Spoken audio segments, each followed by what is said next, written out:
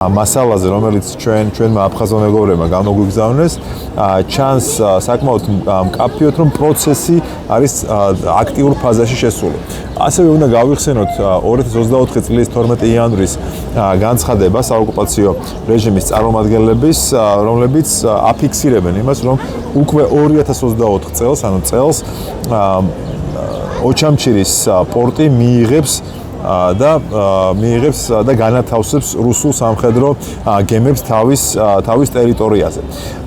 და ჩვენ, როგორც უკვე გითხარით, მოვიპოვეთ ეს მასალა, სადაც მკაფიოდ ჩანს, თუ ჩვენ შევადარებთ ამ მასალას 2023 წლის ნოემბრის მასალას, აქ უკვე გამოჩნდნენ სხვადასხვა დანიშნულების გემები, რომლებიც ნოემბერში, 2023 წლის ნოემბერში აქ არ იმყოფებოდნენ და არ იდგნენ და აქ ძალიან კარგად ჩანს უკვე აი ამ კადრში მაგალითად, რომ პროცესი არის აქტიურ ფაზაში შესული.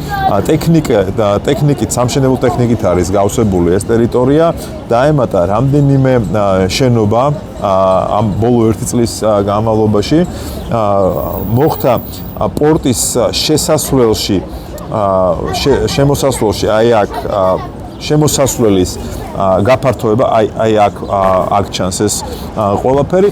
ოჩამჩირის პორტი, რომელიც უკვე გარდაიქმნება რუსეთის სამხედრო პორტად, მდებარეობს ანაკლიიდან სულ რაღაც 22-35 კილომეტრში, რაც ნიშნავს იმას, რომ ანაკლიის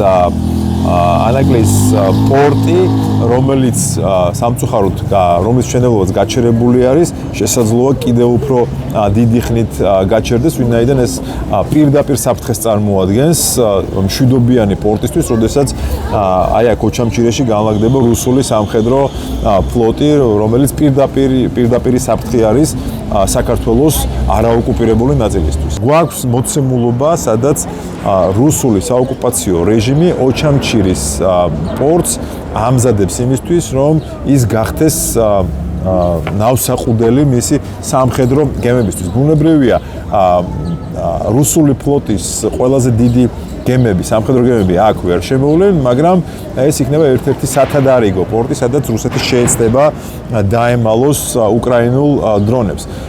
თუმცა, უნდა აღინიშნოს ის, რომ უკრაინული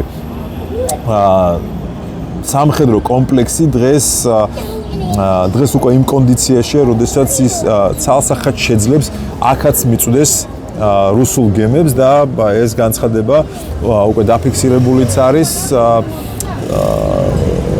შეიარაღებული ძალების სარდლობის მხრიდან, რომ ისინი წარმოადგენენ ლეგიტიმურ სამიზნეს უკრაინის შეიარაღებული ძალებისთვის. ასე რომ ჩვენ უნდა ველოდოთ მალე გამოჩენას აქ სამხედრო რუსული გემების და ასევე ველოდოთ უკრაინულ დრონებს, რომლებიც ესტუმრებიან აუცილებლად ამ პორტს და დიდი ალბათობით ამ პორტში გაანადგურებენ რუსულ სამხედრო გემებს. საქართველოს რუსეთი ჩაითრევს თავის აგრესიაში უკრაინის წინააღმდეგ.